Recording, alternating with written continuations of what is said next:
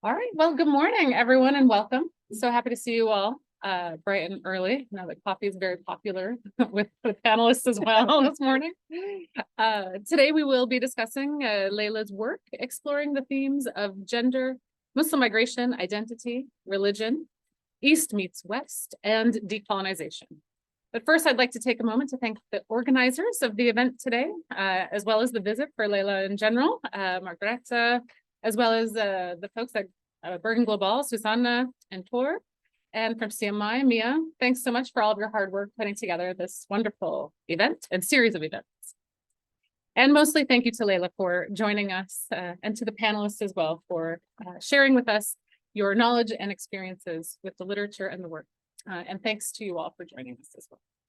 So I'd like to introduce one by one each of the panelists. We have Tijana Przulj, who is a PhD candidate in English literature at the University of Bergen in the Department of Foreign Languages. Her dissertation project explores transnational Anglophone literature with a particular interest in the notions of liminality, home, belonging, and intimacy. Munzoul Assal is a professor of social anthropology at the University of Khartoum and a senior researcher at CMI. He is also professor too at the Department of Social Anthropology here at the University of Bergen. Prior to this, he was the director of the Peace Research Institute at the University of Khartoum and the Dean of Scientific Research. And last but not least, Leila Aboulela is born in Sudan to an Egyptian mother and a Sudanese father. She's based in Aberdeen, Scotland, and is the author of 6 novels and several short stories. Her work has been translated now into 15 languages and is highly acclaimed for sensitivity to sources, history, and the complexity of her topics. She's award-winning and is continuously nominated for additional awards, so we are very delighted to have you here this morning. I'm Sarah Tobin. I'm a research director and research professor here at CMI. I'm an anthropologist who's been researching migration and Islam in the Middle East for longer than I should probably review. So as a point of introduction, I just want to describe a bit about sort of how Sudanese literature is often portrayed, at least to the English-speaking audiences. So Sudanese literature in the late 20th century is characterized by an association between estrangement and the West. And the words in Arabic have a similar root and a similar meaning, ghurub or ghurba and el-gharb. So estrangement and the West have a kind of shared linguistic tie in Arabic. And this has run deep in 20th century Sudanese literature. This cultural contrast between a relatively conservative Islamic society, even in the urban centers, and the growing influence of a globalized world is reflected often in the choices of characters and plots of many contemporary authors, including Leila. Other examples for this contrast and estrangement can be found perhaps most famously in Tayeb Saleh's Season of Migration to the North. I have very much enjoyed rereading some of his work in Arabic in preparation for this, including a handful of dates. This work is very influential for Arabic students and scholars and has been for many, many years. Max Schmuckler is the author of a work called Mother Tongue, 3 Sudanese short stories about estrangement. And he writes, quote, "Here we find the tension between Sudanese society as it is and how it might have been and could perhaps still become. This is the tension between the present state of conflict, perhaps even more so since the war has started most recently, the conflict over resources, political power, and identity, and a nostalgia for a more harmonious past, or perhaps the aspiration for a different type of future." So Leila, your work focuses on these themes as well. Throughout the novels and the short stories, you have nuanced depictions of Africa and Sudan, of Muslim immigrants, and the intricacies of intercultural relationships, Islam, and female characters who subvert social expectations. At the same time, as a female writer, your work taps into the powerful work of Sudanese women, from the oral traditions of hakamat and the folk tales to the political work of women as voices for peace and justice. Your work also shows women facing and overcoming tremendous obstacles, sometimes quite dramatic and other times rather quite mundane. And you also write in English, and you feature Scotland and Aberdeen in some of your work, which connects you to the Scottish literary traditions as well. So it becomes a true blending of the historical, literary, and storytelling traditions of Sudan, and at the same time represents a kind of expansion into new audiences and spaces. So the first question then is, can you describe a bit the ways that you see yourself within these traditions? Where do you place your work? And in what ways have each of these literary traditions influenced you? Okay, well, thank you for having me, and thank you for this very nice introduction. There is an anthology by Carl Phillips, and it's called Extravagant Strangers, and it was published in the early 1990s. And his thesis is that he's writing about all the writers who come from elsewhere into the Britain or into the West and who are writing.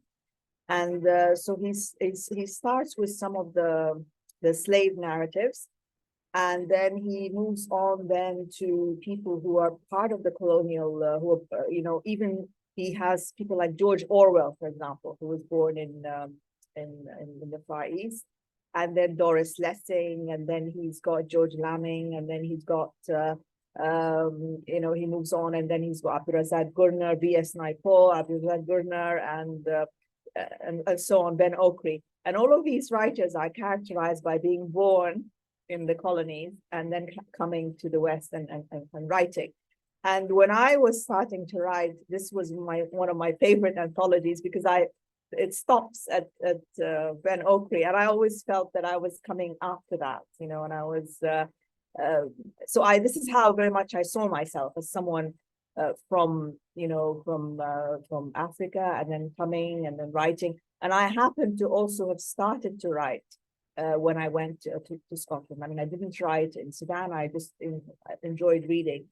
And if things had been okay, I would have continued to enjoy reading as a hobby, because the plan was that I would do a PhD in statistics, and I would go back and teach in the university. This was my dream, was to become a lecturer in the University of Khartoum, but that didn't happen. And I didn't get the PhD either, so. Maybe. That's true. That's true. So let me pose the next question to Munzoul. You're an anthropologist and professor of migration. Your PhD was at the University of Bergen here, with Sudanese refugees' experiences in Norway featuring prominently. And this approach and topic raised a lot of questions. How do you do fieldwork in the country in which you live? How do you do fieldwork with people who are like you in some ways? Since earlier in 2023, you two have become displaced into Norway, having fled the most recent war and conflict in Sudan. So can you discuss how you see the disciplinary differences that can and do occur between the social sciences and the humanities, and what can each learn and teach the other on the topic of migration? Well, thank you very much. I'm really happy to be here, and a pleasure to meet finally Leila. But let me first put things in perspective. As Leila mentioned in our alma mater, the University of Khartoum, any honors graduates wish is to go for his or her postgraduate studies either in the UK or in the US. Of course, Norway also. So I wasn't an exception. And when I graduated with an honors degree, I was recruited as a teaching assistant, and I started looking around, and I made a handful of applications to the UK. And I did get admissions, Hull, Manchester, and Cambridge, but without a scholarship. So I had to turn that down. I sent an email, not an email, actually, a letter at the time, because the internet wasn't in Sudan at the time, to somebody called Jim Farris in the US, in Connecticut. He sent me a lot of applications, but I wasn't enthusiastic, so I turned it down. And I ended up coming to Norway. So from one perspective, I was a young Sudanese migrant who came to a Western country. But at the same time, I was also a young academic who was trying to, advance his academic career. And so I exhibit this double personality of a regular young guy who was a migrant, but also an academic who was studying people. Of course, we may debate whether this is heuristically useful or not. When I got here, I was supposed, like any other anthropology student, to do some course and then goes back to do his fieldwork. That is a conventional anthropology. But for some reasons, I ended up doing my PhD on Somali and Sudanese refugees. And one of the things that I realized or I came across is the number of Somalis in this small, town and the way they interact. So I got interested, I wrote my proposal.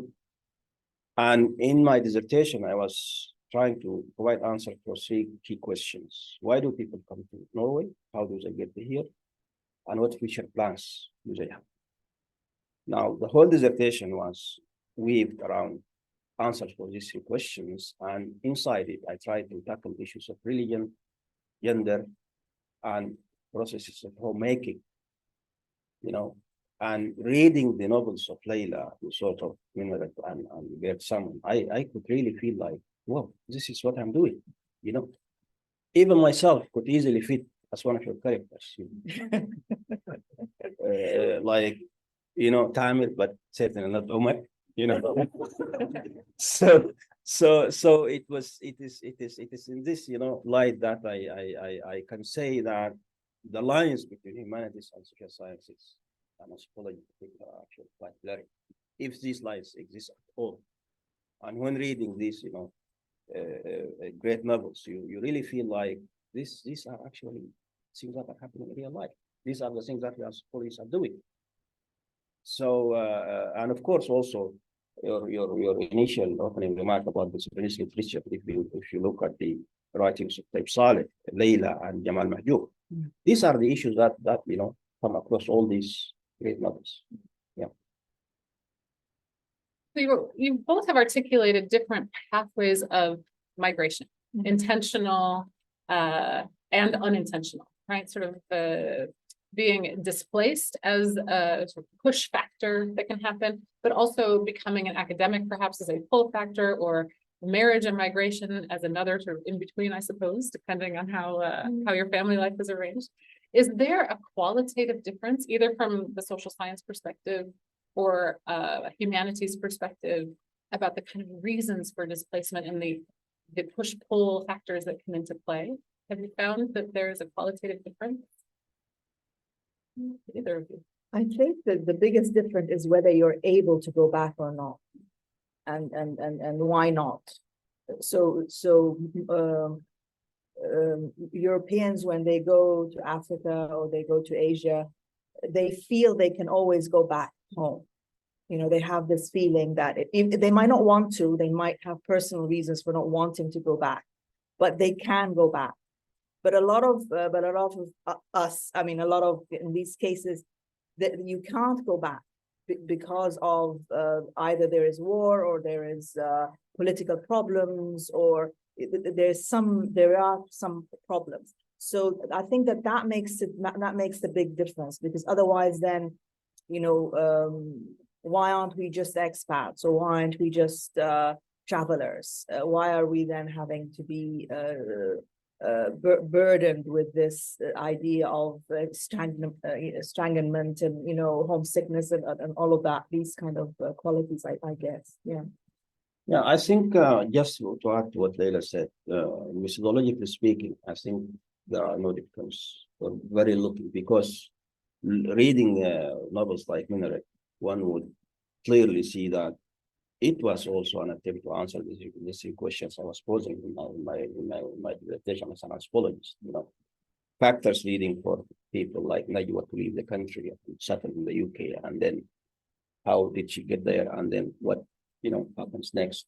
So I do feel, and again in Leila's case, she was also doing a proper literature review and consulting historical sources like the talk she was giving yesterday. And this is what we do in social sciences. Yeah. So it's really a matter of just looking at the different faces of the same coin, but otherwise, more or less. Yeah, please, Tijana, I was just going to ask you as well the same question. So your area of specialty is transnational literature and interactions and movements between countries and nations. You focus on the experiences in literature of being sort of betwixt and between different cultures. Can you talk a little bit about your passions for transnational literature and how you see this relationship between social sciences and humanities working together or not on the topic. Well, first of all, I would like to start by connecting what I have to say to what Munzoul just said about how there are similarities between social sciences and the way Leila writes and does her research and so forth. But I think that we in literary studies kind of tend to get forgotten a bit because it's us who kind of study this kind of literature and could function as a bridge between social sciences and writing in a more kind of methodological perspective, because we draw a lot on social sciences, anthropology, of course also philosophy and other humanities, but we already use a lot of the research that's out there in social sciences to do our analysis. But I would like to encourage social scientists to come to us and look at our methodologies, our ways of thinking. Especially literary studies have been slightly neglected and I think not as valued. But we are able to provide new points of entry and new trajectories, new ideas to research in social sciences. So come to us for inspiration. And when it comes to my own connection with international literature, I am international myself. So I'm originally from Serbia, but I've lived here for 10 years now. And that's kind of where this, because my interest is both personal and professional. This is the personal portion of that interest, but I've also always been interested in these in-between spaces and liminality when it comes to literature. I've studied the space between fiction and fact before in my master's thesis. So that's kind of where I would place myself. So I have both of both have professional and personal interest in international literature, and that's why I kind of read a lot about research in social sciences, and just to see how social sciences see this conception of home and belonging or unbelonging, because I think that's very important to draw into our analysis as well, among other things. I know that you use Leila's work in your teaching. Can you talk a little bit about the reception of her work by the students and how they might or might not find themselves also in the story of Najwa or Omar or Muhammad or others? Yeah. So I have, so far I've only used Pages of Fruit in one of my courses, but I'm doing another course in the spring where I'm going to use the translator. And then I'm repeating the same course again with Pages of Fruit. Maybe I'll add something else next fall. So my students have only read Pages of Fruit so far, and I was surprised to see that they did not entirely relate to it in the same way that I would have expected. But that also probably depends on who these students themselves are. So we use this as an opportunity to kind of look into all of the expectations and all of these ideas that they bring into their readings of the materials that they read, and also talk a bit about their own positionality as literary scholars themselves, what it is that they bring to their analysis. It's not just, you know, this is objectively what this text is about. We all bring a lot of ourselves into our analysis. And that's something that we've known for a very long time, but it has become a sort of a hot topic in some of the social sciences kind of recently-ish, I think, this whole thing with positionality and how the researcher influences their research products, I think. So yeah. So there are two themes that I'd like to focus the rest of the discussion on, but of course it's open if there's others that you'd like to bring up. They emerge both in the literature and in the lived experiences of Sudanese migrants to the West and others as well, of course. The first is gender, and then the second is Islam. So let's talk first about gender. Tijana, sisterhood and unity among women is a theme that threads throughout much of Leila's work. Sometimes it might seem quite straightforward, and at other times the relationships with and between women are cross-cut in complicated ways, generational gaps, class, skills, language, etc. What aspects of women's solidarity or fractionalism do you find most interesting? And how do you see the relationship here with women and transnational? Well, some of the things that I find most interesting are basically what I would describe as intricacies of unexpected connection and also sadness of withheld solidarity. So this solidarity, it is something that I've encountered in a lot of literature that I've read, transnational literature, where there's this sort of sometimes tacit, sometimes open, and mostly expected solidarity between people who come from the same region or the same continent even. And then in Pages of Fruit, I see that like this expected solidarity that comes from a common background, shared gender, experiences that this protagonist reads in the books that the author is writing. Shall I tell them about the story a bit? Yes. Give them a bit of background, yeah. So this is a short story, Pages of Fruit. I'm very excited that you're teaching it because I'd never heard anybody else teach it before. It's also it's a longish story. It's like 8,000 words, and it's actually it's very very special for me, this story. And it's in the first person, and it is about this housewife who has this very close in her head relationship with a writer, a favorite writer, who's a woman also. So it's one woman thinking of another woman, and the writer, the narrator is like a humble housewife with children and all that, and the writer is glamorous and she travels and she's written a lot of books. The writer is a little bit older than the narrator. But the two women have had the same background. They went to the same school. They didn't know each other, but they've had the same background. And so the narrator is so excited to meet the writer, and so she goes to an event to meet the writer. And then I won't spoil it for you, but you can go on. Well, I kind of have to spoil it. Yeah, you're gonna spoil it, okay. But the point is that what this narrator expects, narrative protagonist, it's not what happens.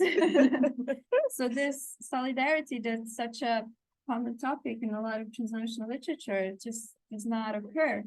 And it's very interesting to see how that plays out later on in the narrator's life. So there's this aspect of kind of withheld sisterhood, but I also find it interesting, these unexpected connections as well, like in the translator, where the protagonist feels like this sudden and unexpected connection to somebody who doesn't share her background, doesn't share her gender. They feel this deep relation to one another and enjoy one another's company, and then all sorts of obstacles and sort of internal conflicts arise from that. And I kind of find this tension between what is expected being withheld and what is not expected being offered suddenly. I find that very interesting. It's not always necessarily about a solidarity sisterhood between women. Sometimes it is. But in the case of the translator, this connection to this Scottish man, it kind of overwrites the solidarity and sisterhood that the protagonist feels with her aunt / mother, ex-mother-in-law. So I find all of that quite interesting to look into, to discuss, and I'm really looking forward to discussing it with my students as well. Munzoul, gender and solidarity, so picking up the same thread, is a large topic in Sudanese political and social life, and can be quite fraught, even confusing. And I think frequently the discussions about political activism, for example, are about women sort of taking the charge, or women's solidarity. So on the one hand, I think the media can, or at least the literature perhaps, I'd be happy to hear where you think these representations are and are not. So on the one hand, women can be portrayed as independent, keepers of peace and solidarity. And on the other hand, women, this is typical kind of Middle Eastern tropes, women are vulnerable, in need of care, in need of support, in need of a man, for example. So from literature or from your work and experience, can you discuss a little bit about this tension or uncertainty about women and solidarity, women and security? Well, this is a bit tricky question, but let me try. I think in Sudan, women are independent. That is a fact to start with. They are very much solid contributors to livelihood and production. In the countryside, women are actually more contributors than men. They participate in farming, in husbandry, way more than what men do. Unfortunately, this is not reflected in the economy. And there has been this debate among Sudanese economists that it's really important to include even domestic chores that women do in the gross national product, because that is a true reflection of what women do. Even in the urban areas, I think, especially in the past few years, women really are becoming breadwinners. The public service is actually filled with female employees. Women in the country have assumed very senior positions, including governors, ministers, chief justice, and all of that. But the extent to which this is a sign of true or actual emancipation is, of course, another question. If you look at the higher education institutions, the ratio of females to males is actually 68-32, whereby 68% of students, on average, are females. Of course, we can talk about why this is the case, but that is the reality. This is on the positive side. On the negative side, women are quite vulnerable to violence, to wars. We have gender-based violence in areas that experience war. We have seen this in Darfur for the past 20 years. We actually saw this in this current senseless war, incidents of rape and all of that. And on top of this, the public space in Sudan is also quite hostile to women.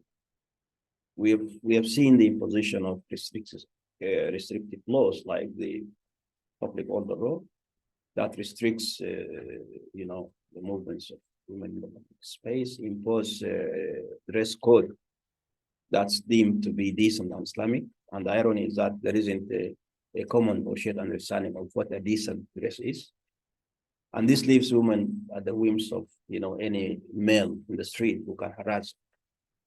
So you've got a combination of different sort of things. Some of them are positive, some of them are negative. And if I must provide a clear-cut answer, I think they are both powerful and powerless at the same time.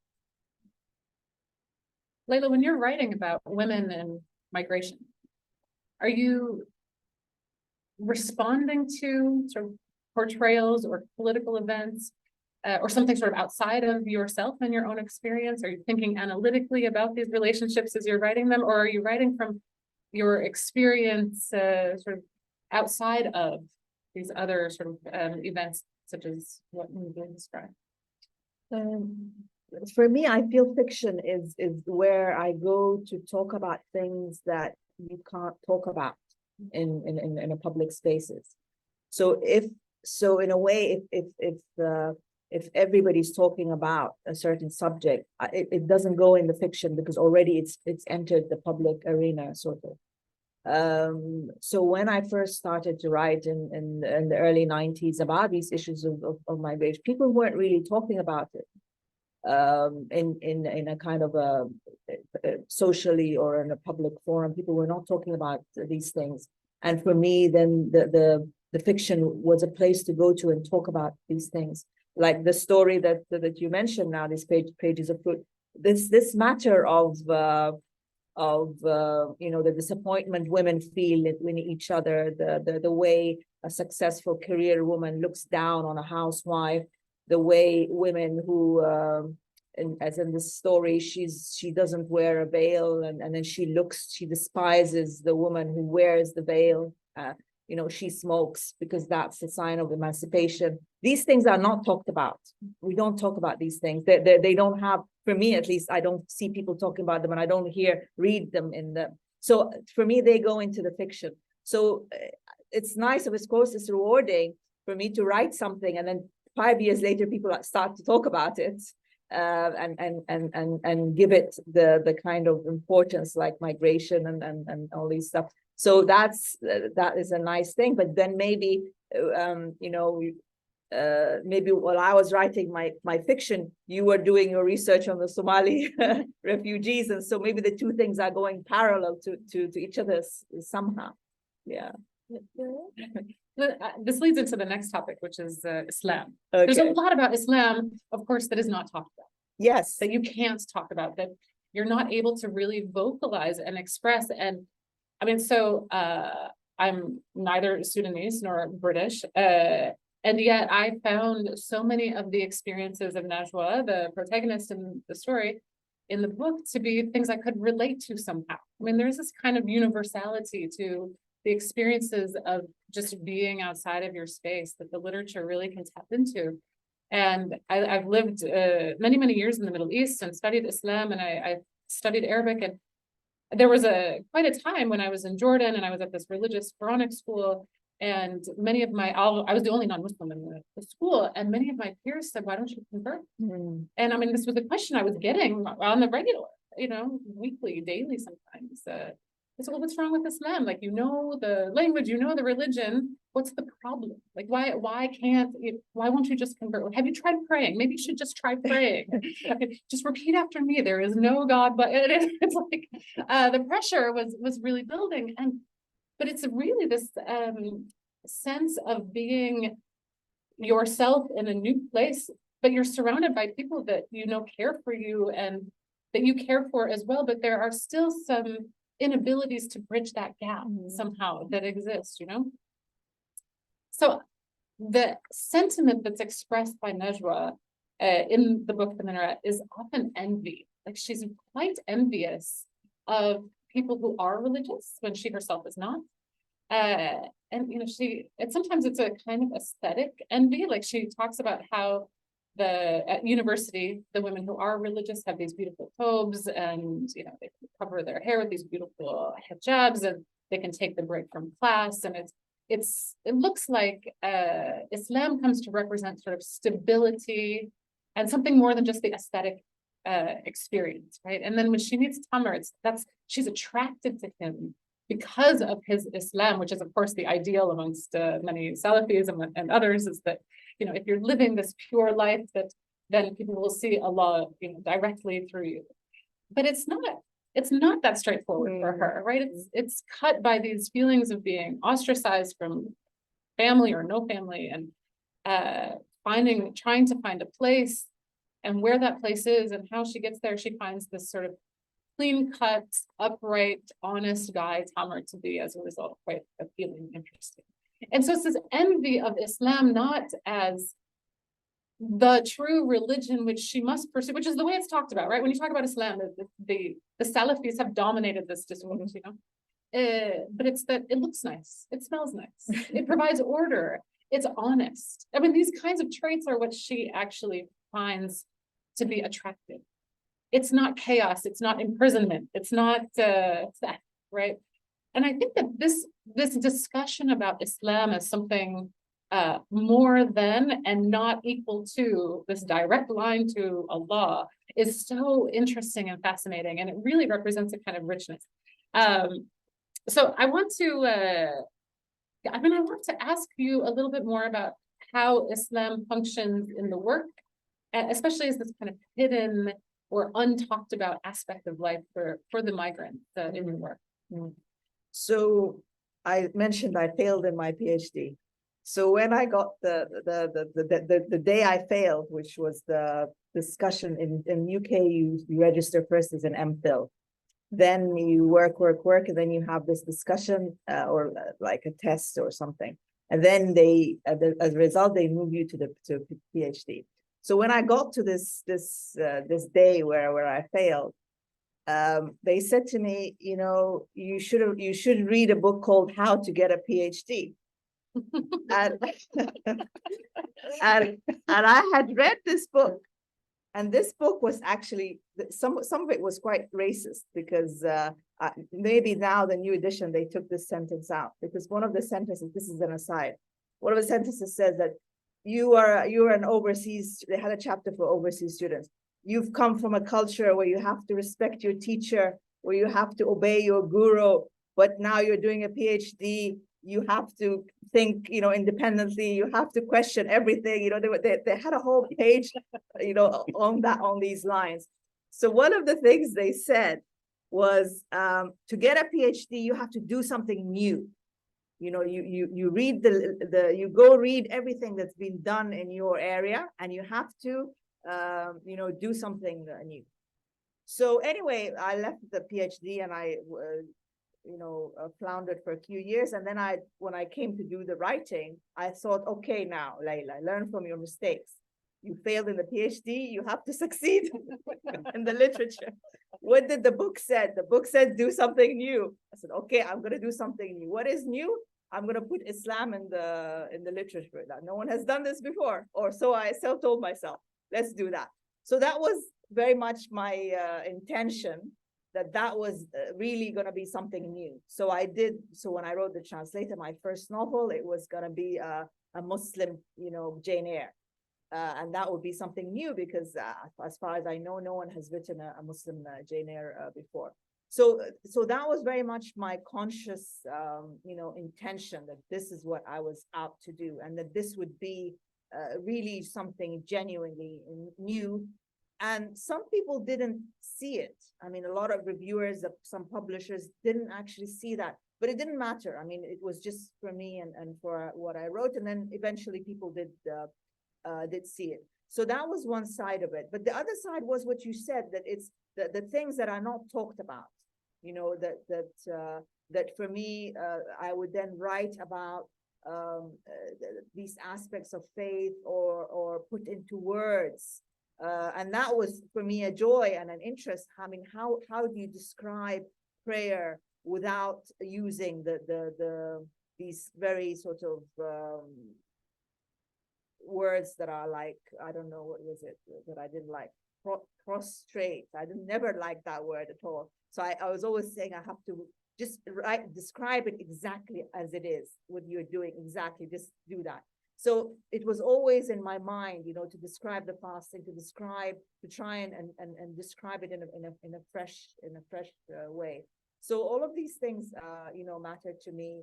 And even when I came to write the River Spirit, I mean, one of the things that doesn't get talked about about the Mahdiya, for example, is, was he a real Mahdi or wasn't he a real Mahdi? And so I got into that, and I thought, okay, let me just do this. That is so interesting. So it's that's the answer, I guess. Have you received pushback from more conservative voices that, you know, saying Islam smells nice is not good enough, or that they want to know, was this the real Mahdi or not? Like, what kind of response has there been from more conservative voices to the portrayal of Islam and all of its richness and uncertainties and ambiguities?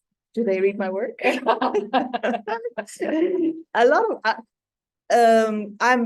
the advantage of being how I am, reaching this a certain number of readers like this, is that I don't get these random readers reading me. You know, they don't know about me. You have to be really, really, really in the public eye for people to, let's see what she's about. So I usually get, you know, decent readers, and I don't get also, sometimes people ask me, what about readers who are Islamophobic or far right readers? But they're not going to pick up the books anyway. Yeah. I think just to relate to what you said on Leila's reflections, I think what was portrayed in Minor is really something that speaks directly to some of the issues I dealt with in my research, because I have a chapter on Islam where I tackled this issue. And you know, the complexities, ambivalences, and the challenges that people face that were portrayed in Minaret were also present. And I remember during my fieldwork in Oslo, I had attended a conference. It was then called the Second Islamic Conference. It was organized by Somalis, Pakistanis, and some Sudanese. They do it every 2 years.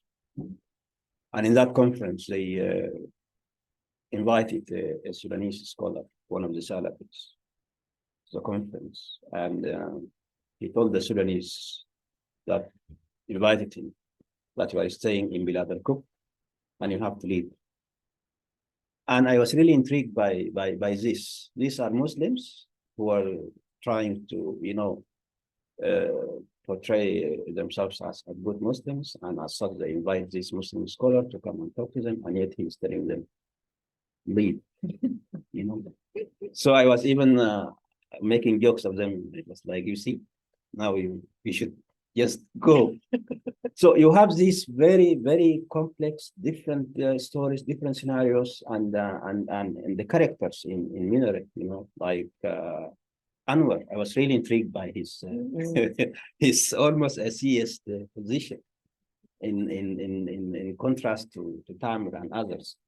And yet again, if you look at the characters in Bird Summons, you could see that these are just ordinary civil ladies who are living their life, trying to make use of, you know. So, and that is a true reflection of real life, you know. And that's what makes, again, the boundaries to me between humanities and social sciences are quite blurred.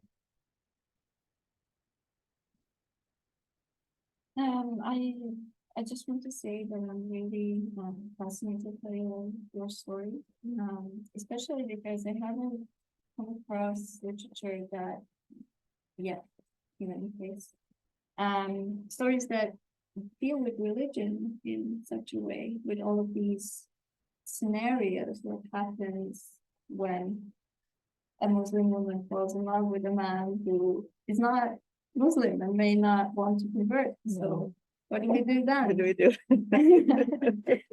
And also, kind of, I see that religion is it's intertwined with all of these topics, but I think that helps a lot of the readers understand who may not have as much experience with Islam in real life.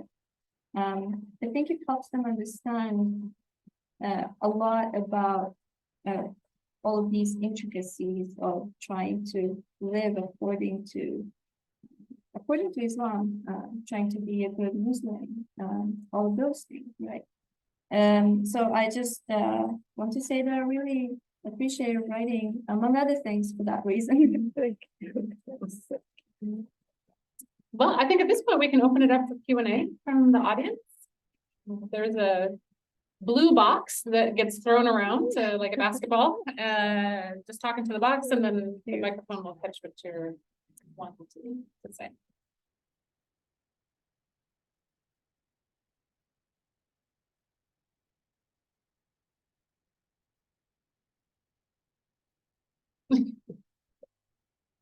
Is it still a bit early? Another round of coffee, perhaps. Well, while you're thinking of questions, there was one particular topic from last night I've been asked to focus on, in particular today, which is that of belonging. And as you were talking, Munzoul, about this urge to leave Bilad or whatever he had said it was. I mean, I can add that in my own research with Muslims in Norway, many of them have actually said, I mean, many are immigrants or first generation and second generation, still quite closely connected in many instances to their home countries. Many have said that they feel like Norway is actually more Islamic than many Middle Eastern or Islamic countries are. The emphasis on social welfare, universal health care, rights of the children, that these are Islamic qualities. And so there isn't anything that's fundamentally disjointed about being a Muslim in Norway.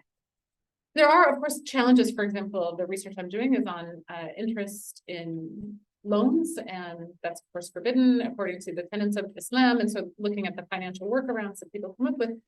But relative to being in Norway and the kind of structures in place which promote egalitarianism and support for all members of society, it felt like it was a manageable kind of issue. So there wasn't a fundamental inability to feel a sense of belonging, at least by the structures of society. But maybe, Leila, you can follow up on the comment from last night about belonging and what you feel like maybe your literature, as well as others who are in transnational literature and literary studies, Tijana, what they might say are some of the key components to belonging for these transnational places. I think that the generation that comes, as you say, they're very connected to their home countries. They are whether they made the move themselves, they are they are seeped with the traditions of home. They're full of them. The challenge comes with the children, and of course the grandchildren and the generations that follow. Will to what extent will they keep these traditions? To what extent will they continue to be Muslims? And what kind of Muslims will they be? That I find that extremely fascinating. I think that there is you've just painted a very positive picture of these people who are confident, and they say that Europe is a good place for Islam, and we're practicing our religion, and this is a one side of the spectrum, and then the other man who's saying that it's completely bad. This is the other side of the spectrum. But then there's something then that emerges in the middle, which is where my kind of fiction comes from, when the challenge is facing the children. How are they going to feel? What the point that both of these two, the positive, very positive, and the very negative are missing, is the freedom of choice. So the positive person is missing out on the fact that their child could come and say, I don't want to be a Muslim, and that nothing is going to stop them. That the whole society is going to be on the side of the child who decides that they don't want to be a Muslim. And the same case for the negative person. If you choose to fast, if you choose to stay up all night praying, nobody's going to stop you. This is your choice. There's a respect for choice. So it's all going towards the respect of choice. And that is the big difference, because a lot of these countries, Muslim countries, are very authoritarian. People come from places where the family is more important. It could be even a mother figure, a grandmother who exerts authority in the household, who decides who marries who and who doesn't marry who. And these things are what is going to be dissolving in the movement, in the movement. And then how then are people going to feel this sense of belonging, where it used to be a very strong, even now in Sudan, a strong sense of belonging to the family, to the cousins, to the uncles, to that. How is that going to be replaced? Is it going to be replaced by a community? Is it going to be replaced by the nuclear family? And all of that is interesting. Yeah, I think that's a very interesting observation. That's kind of what happens in kind of in simultaneous time, so to say. But what I've kind of seen in some of the literature that I've worked with is that there might be a difference between past and present as well, because earlier on it was perhaps much more difficult to keep these connections to the homeland, and then not just for people, not just for people's specific religion and keeping these connections with their religion or the religion of the homeland, but also just kind of keeping in touch with people from the country that they're from. It has become much different now. I think that there is much more choice in many ways, but there's also much more choice when it comes to belonging, because there is this, for example, for the next generation, they can kind of choose where they feel they belong the most, whether they want to kind of keep these connections and these traditions of the homeland, or whether they feel more belonging in the country that they're in. So whether they want to kind of connect to those traditions and those ways of life, and not to mention what I might call transnational families, where there's this combination of one parent from one country, another parent from another country, and then the children growing up in a third country, and then they have even more choice, and they have the possibilities to maintain all of these connections that they choose to maintain, which may not have been the case. I mean, I think this has been the case for the past maybe 20 years or less. All before that, it was a much more kind of sort of a more permanent process. If you move, then yeah, you can potentially come back, but you're kind of choosing to maybe sacrifice some of the connections that you already have because it wasn't not possible to maintain them in the same way it is today. So I think there are those differences as well when it comes to belonging. And they have each other as well, so they become a growing demographic. So of course they feel a sense of belonging to each other. You know that you know they are born in Norway, but they have a parent from back home, and it doesn't matter whether that parent is from Somalia or Sudan or whatever. That the children feel a connection. They feel that they have something in common. There's like a transnational community. Yeah. Yeah. Yes, the question. Vaida. Thank you so much for all the speakers. I really enjoyed every single word the four of you mentioned, because I have the experience myself having kids, Islamic values, and so for me, like Islam, the understanding of it is like who is conveying or who is practicing the Islamic value. And Sarah, I think it was 15 years ago, there was a statistic in Norway, I mean, not in Norway, like international one, they were evaluating which countries globally practicing Islamic value, and Norway was the sixth. So actually it was in the news papers here in Norway. And we were sitting like at this corridor, you remember? And the bank, she came and banged on my door. And I was like, wait, have you read the news? And I was like, no, it's Norwegian. And then all the Muslim countries, they were like at the bottom. Yeah. And yes, as I mentioned, it's like the way that we convey also the Islamic value to our kids. Sometimes it's like small things can make really big differences. So from personal experiences, we used to take the day off of the Eid from the school. So the kids, they go and pray, and then we go home. But then there is nothing else to do. They sit, they watch the TV or they play, and then first they missed a school day. And then why should we take them out from the school? So we decided that we take them away from the school only the 2 hours for the prayer of the Eid, and then they go back to the school and have the cookies, so that they can be like messenger of Islam in their society.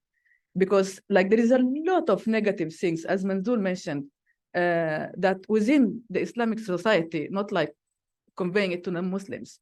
So the person who mentioned that they have to leave, and he have another thing that I can tell you later what he said, also something negative. But then that the reflection from the kids, I was so happy. One of them that really, really Christian, they practice Christianity. And the mother told me that my son wanted to be converted to Islam.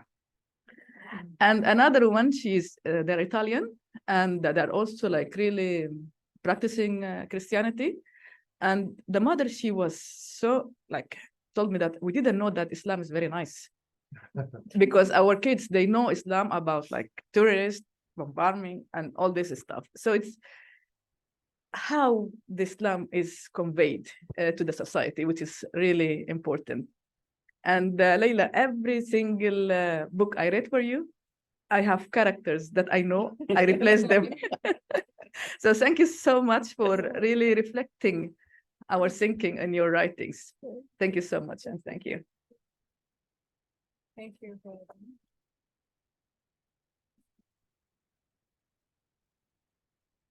I wonder, Leila, on the background on your works, different works on how women particularly struggle and adapt and so on. Do you see sort of a difference between what we could call a sort of Western feminist project and if we could call it Islamic feminist projects? in terms of aspirations, or are we talking about the same kind of feminism to the extent that we see some of it in your works? Well, I think I'm not the expert on this. There's been a lot of books recently written about these subjects, whether it's not necessarily Islamic, but just this whole idea of white feminism and how, you know, women from the global south don't, you know, necessarily relate to this. There's, for example, very strong feminist movements in India from women who are Hindus or Christian, and they don't necessarily, you know, find themselves within, you know, Western feminism. So that is also comes into it. It's not particularly to do with Islam as you know, as such. The big difference is, of course, that this is you know, a spirituality. We're talking about spirituality. We're talking about faith. We're talking also about worship. You know, worship of the divine and obedience, which is not a good word that's very popular these days, but it is still a rigorous path, you know, that you're taking, you know, with regards to you know, making sacrifices, working hard. That is different. It will always be different, and with the belief in an afterlife, it will always be different than a very secular, very what works in the world kind of ism or feminism or whatever. But again, these are the sort of things, as you said, that isn't talked about. So we tend to talk about it as in we're comparing apples with apples, as in, is this good for women or is this not good for women? Whereas, of course, the women who are practicing their faith, they're looking beyond this world and looking beyond the kind of the rational sort of discourse that we're talking about. But again, that's very kind of difficult to kind of articulate. There's in the way. It doesn't necessarily have to be like that, Oh. you know, less emphasis on the career, because you know, a lot of Muslim women are they can be single mothers, they can be widowed, they can be childless. Doesn't make you less of a Muslim. You know, they can be gynecologists, they can be things that are very sort of important for the Muslim community. So it doesn't necessarily you know, translate in these terms. Yeah. But perhaps an anthropologist would be able to do that more better than me.